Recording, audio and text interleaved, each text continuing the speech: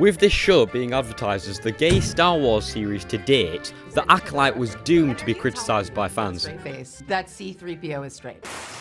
However, is this show really as bad as we think? A lot of people will die defending this show, however it seems the mass majority absolutely despise it. Both parties have very strong opinions, but neither party is able to properly defend their point, leading to insults and death threats being thrown on each side. In the 7 episodes Disney has given us so far, many fans have been quick to complain about little grievances they have had with the show, and the first episode demonstrates my point very clearly. Seems a bit odd having a fire in space, especially when it's moving in wind that shouldn't really be there. Well, to most fans it seems like an entire war crime, with plenty of individuals choosing this as their main problem with episode 1 and choosing to call the entire show bad because of it. This may have been caused because of some prejudice towards the show, relating to the issues that come with wokeness being placed into a long-lasting franchise.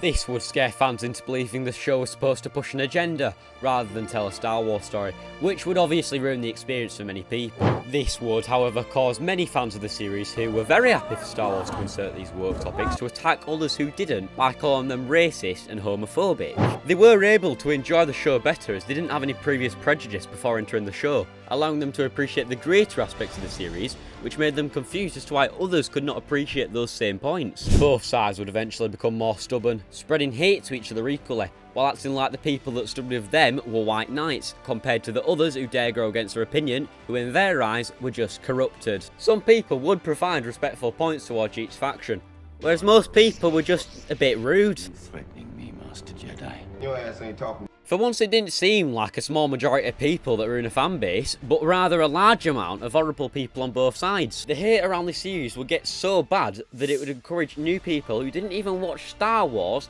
What the fuck is this piece of shit? to decide to review bomb it. A lot of the hate clearly comes from a lack of knowledge relating to the series itself. And that's not to say that everyone who dislikes this show simply doesn't understand Star Wars. There are problems with it and they have been covered. For example, Star Wars series has given some very good knowledge on why this show can fail sometimes.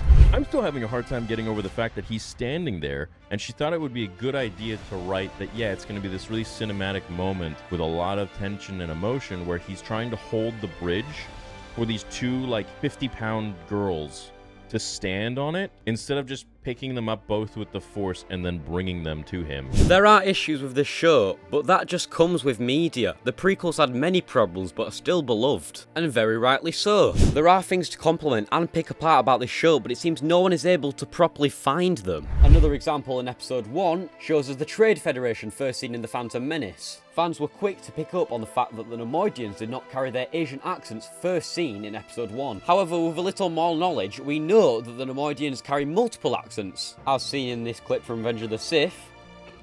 What's the situation, Captain? 2 Jedi have landed in the main hangar bay. They've got bloody Californians too. Now, while this show does have a lot of issues with the wokeness it inserts, example, a ferret having pronouns. What's that? That's Basil. Is he or they with us? I believe there's a hatred towards this show that doesn't come from the story or writing. Now, I don't think a lot of Star Wars fans are racist or homophobic. However, they all collectively have a massive hate for Disney Star Wars. Me too, fuck this bitch! And when they see people complaining, they're obviously going to follow, no matter their political views. So if a small group of racists and homophobes do attack this show, they'll just take it. This show does have its faults. For example, Master Indara sat on her ass while she watches May fight an entire bar worth of people.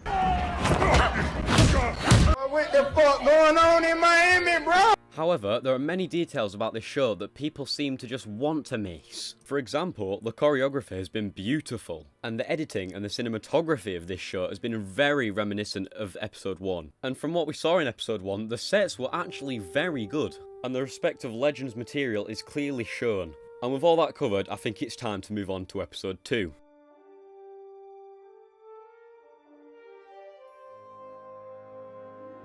When first seeing these trailers, it seemed like the entire show would be a cat and mouse chase between the Jedi and this Acolyte girl. Yet episode 2 proved to me that the show would be much more. The pacing has already told us what would have been told in a regular season of Disney Star Wars. However, this episode seemed to bring up a lot of controversy. It is clearly stated in episode 1 that the Sith have been extinct for millennia by Ki-Adi-Mundi himself, and people believe that the finding of May would ruin this. As a dark side warrior, killing Jedi could only mean one thing.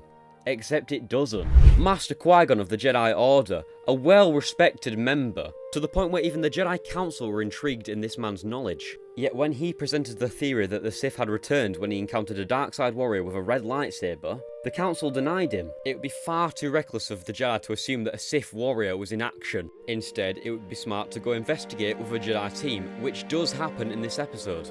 This episode is great at building up the characters, especially Master Saul, a fan favourite so far. And as this episode progresses, we are seeing far more about this mystery. All the silly plotlines about Osha possibly being a killer have been put to bed, and now we can focus on what fans are really wanting. The Sith. As shown in the first episode, a supposed Sith Lord has sent his Acolyte to kill 4 different Jedi. And with the final Jedi being Kel Naka, the Wookiee Jedi, we know we're coming close to a big reveal. Power of 1, the power of 2, the power of many. Episode 3. The most complaints from an Acolyte episode by far. Some complaints definitely deserved, but others mainly coming from a lack of knowledge about Star Wars.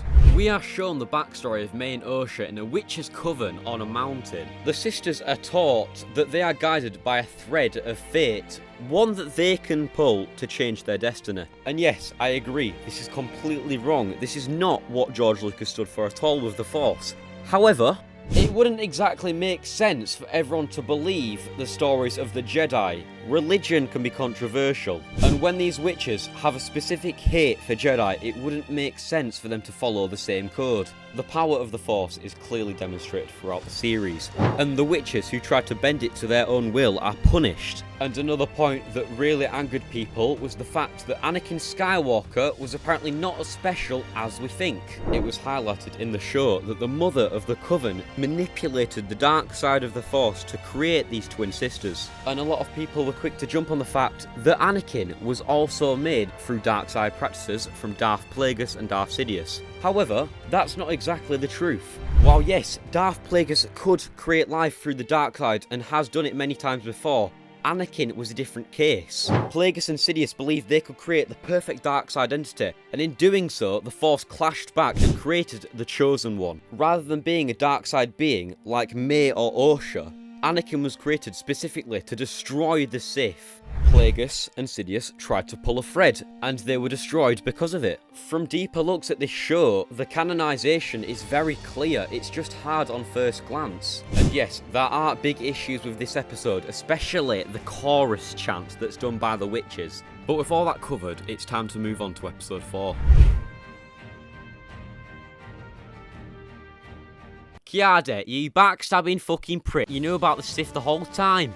Or did you? Despite Ki-Adi not being even a fetus yet, he's clearly shown in the Acolyte to know some sort of knowledge about this dark side warrior. But wouldn't that mean that Ki-Adi lied to the Council about the Sith being extinct for millennia? Well, no, because again, Ki-Adi-Mundi does not believe the Sith are alive. When he heard about Darth Maul, he denied it completely. The only thing he knows is that there's a dark side warrior killing Jedi, just like in The Phantom Menace. He knows nothing more. And to those who are disappointed at the fact that Ki-Adi-Mundi is not telling the Council, take a little look at the background scenes, he's clearly up to something. And if this doesn't lead to anything, then yeah, you can get at me for that all you want, but it does look like he's about to snitch. Apart from that, the episode was pretty tame, mainly just walking, following this little fucking ferret with pronouns. However, one thing that I would really like to point out is the fact that we now have strong male characters back in Star Wars. Of course, we have the fan favourite, Master Saul, very reminiscent of Qui-Gon Jinn, however he is more susceptible to the dark side with his attachments. And then we have Yord, what people first perceive to be a stupid male character, to then go on with some profound views about the Force and Master Saul. He's not stupid at all, he just has certain little quirks about him. Two grievances I do have with this episode, however, is first of all, Quimia. I believe they set him up perfectly to be the Sith Lord, but in episode 4, they kind of leaned a bit too into revealing him. And the switch up with May feels a bit forced. It does make sense, but it also doesn't. As soon as May found out that Usher was alive, she should have immediately left the Acolyte position. But she didn't. Instead, she waited until it was more plot convenient. However, the best part of this episode by far was the reveal of the Sith Lord. The slow reveal scaring the Jedi with a beautiful eerie soundtrack played in the background, left on a massive cliffhanger as this man proceeds to force push about 10 Jedi, knocking a bunch of them out in one push.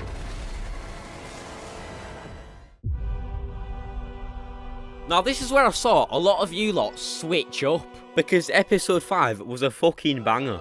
The choreography in this episode was incredible. While still lacking Nick Gillard's talent, it had clear emotion with fluid movements. I mean, the absolute disrespect this Sith Lord dishes out, fucking kebabbing these two Jedi, is actually different. Jecki also has a massive moment to shine, taking down both the Acolyte and going one-to-one with the Sith Lord.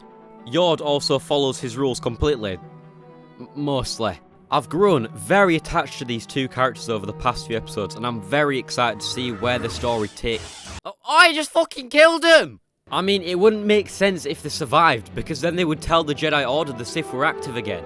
But fucking hell, Disney really went out with the gore this time. Did not expect them to do any of this. And for the show where Disney's supposedly pushing their views about strong women protagonists, it seems that the males are really dominating this space right now. I mean, Osha's just sat there like a fucking goldfish with her mouth open, and you've got Sol fucking bashing this guy's head in. Unfortunately though, the episode was a bit ruined by the Sith Lord being taken away by a couple flies. But this is very good for the future of Star Wars because it proves Disney can do good choreography.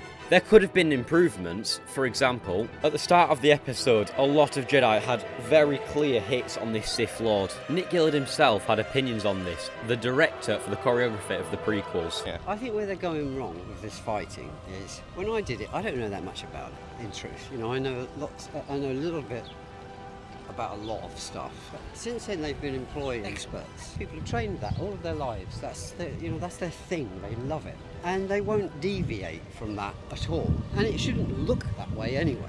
Now the only Jedi that knows about a Sith Lord is Sol himself. But yeah, Cormier's version of a Sith looks absolutely sick, and it's definitely turned into one of my favourite villains in Star Wars so far, and we've barely even gotten into the series with him. The actor did an incredible job at switching between two personalities. And Lee Young-jae was incredible, being able to capture the performance of a Jedi that's on the brink of turning to the dark side. His performance shows him struggling with attachments while still trying to stay loyal to what is known. And in episode 6, that's covered even better. In this episode, we are shown Sol's absolute divide in emotion. Lee Young-jae does an incredible job at showing Sol's divide between what he knows and what he feels like he's got to do. As much as he wants to lash out, the only thing he can do is stick to the Jedi way. As upsetting as it is. Apart from that though, this episode did fall off a bit. There was too many scenes of May messing about with the little ferret.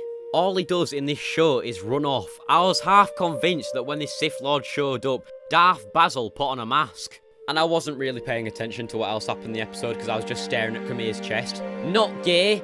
I feel like Disney Star Wars is just rubbing off on me a bit.